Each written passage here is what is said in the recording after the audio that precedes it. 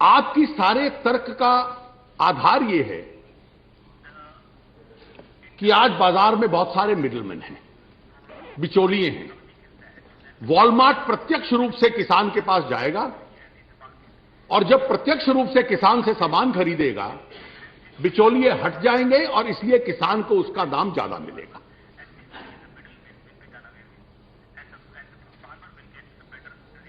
आप अमेरिका और यूरोप के किसान की स्थिति देखिए। वहां तो 20-30 साल से ये लोग हैं।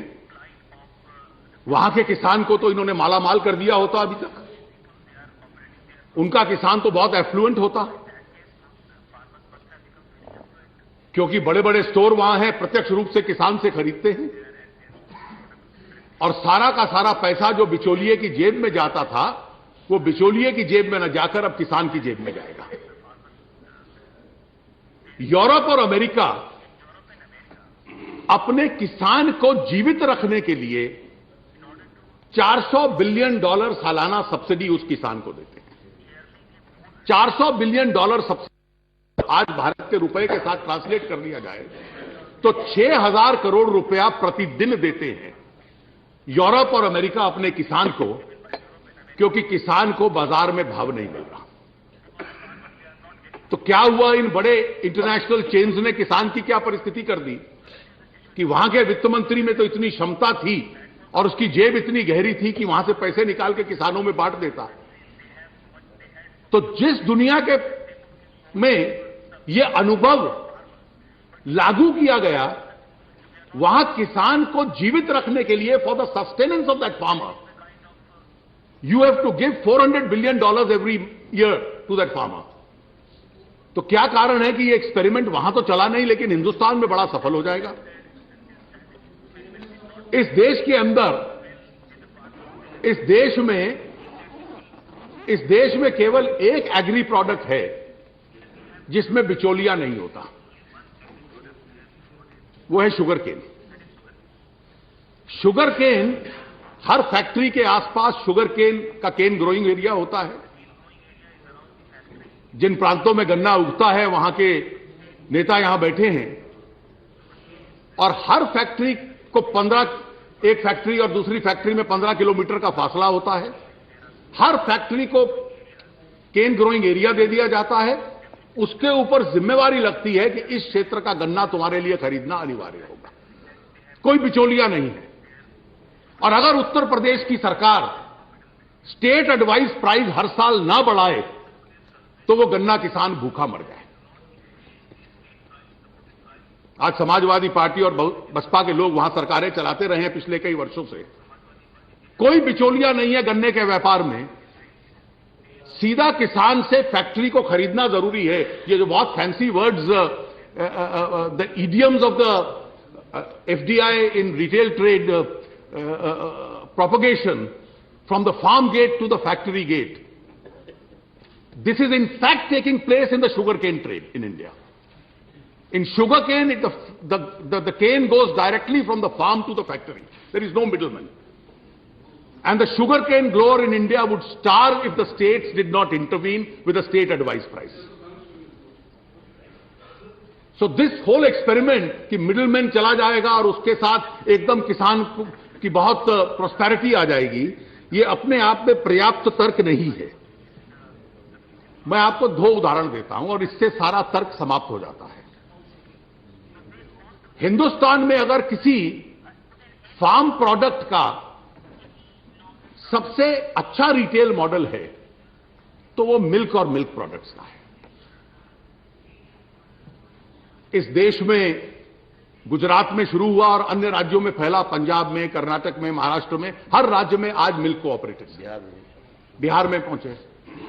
इस देश में दूध की कमी थी और धीरे धीरे इस देश में व्हाइट रेवोल्यूशन आ गई।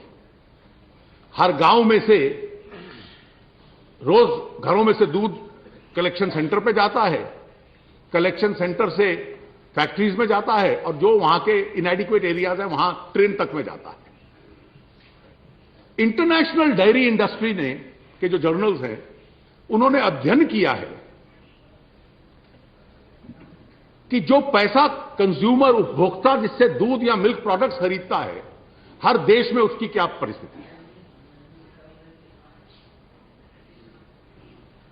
In India, for every consumer रूपी spent, 68% goes to the producer and 32% goes to the processor and the retailer. Bharat में जितने रुपए का दूध बिकता है, 68% दूध के प्रोड्यूसर को जाता है और 32% रिटेलर को जाता है।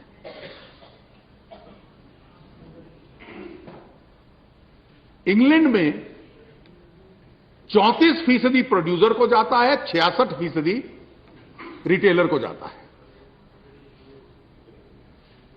अमेरिका की भी परिस्थिति लगभग ऐसी है। और इसके पीछे जो कारण है, क्योंकि आपकी जो तर्क है उसमें बुनियादी गलती है। There is a fundamental flaw in, और वो गलती ये है कि जब छोटे मिडलमैन निकलते हैं तो सुपर मिडलमैन उसमें शामिल हो जाता है, और उस सुपर मिडलमैन का नाम है वॉलमार्ट, कैरफोर, टेस्कोस। वो सबसे बड़ा मिडलमैन उसमें आता है। और इसका तर्क समझ लीजिए ये क्यों होता है।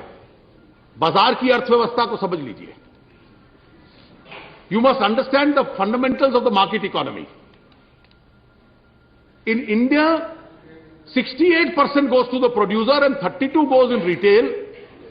In England and America, the figure is the other way around. Because the small middleman is gone and a super middleman has come in. And the reason is, both for the supplier and for the consumer, it's a simple principle: is a fragmented market better or a consolidated market better? जो बिखरा हुआ बाजार होता है उसमें खरीदार भी 100, 200, 500 होते हैं, बेचने वाले भी 100, 200, 500 होते हैं। जब कंसोलिडेटेड बाजार आता है और छोटे लोग उसमें से निकल जाते हैं, आप छोटा उदाहरण लीजिए, इंग्लैंड में 30% बाजार टेस्कोस कंट्रोल करता है। There are 4 companies in England, Tesco's, Sainsbury, and 2 others, which control now 65% of the market. So the market is consolidated. उपभोक्ता को खरीदना है तो 65% लोग इनके पास जाते हैं। जब किसान या दूध प्रोड्यूसर को बेचना है तो इनके पास आता है।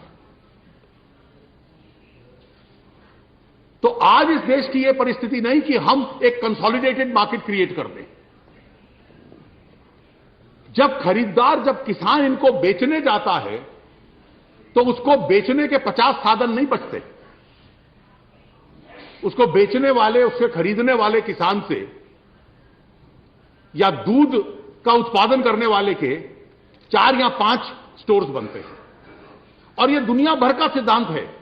मैं एक एक देश के आपको आंकड़े दे सकता हूं। थाईलैंड आखिरी देश था जिसने एफडीआई शुरू की। 10 साल में 3 कंपनियां हैं, 40% मार्केट पे उनका कब्जा हो चुका है, और हर साल यह परसेंटेज बढ़ता जाएगा। जब मार्केट कंसोलिडेट होता है तो किसान के खरीदार जो बचते हैं वो 3, 4 या 5 बचते हैं। जो उपभोक्ता के पास साधन होते हैं खरीदने के, वो 4, 5 या 7 बचते हैं। उसके पास भी मल्टीपल नहीं बनते। तो जो कंसोलिडेटेड मार्केट होता है वो ना तो सप्लायर के हित में होता है, ना उपभोक्ता के हित में होता है। और जब एफडीआई आती है तो यह कहना बहुत सरल है कि धीरे धीरे दोनों चलेंगे। अरे दोनों धीरे धीरे चल गए होते तो मैनहट्टन के अंदर 10 वॉलमार्ट होते, क्योंकि उनको भी मालूम है जिनका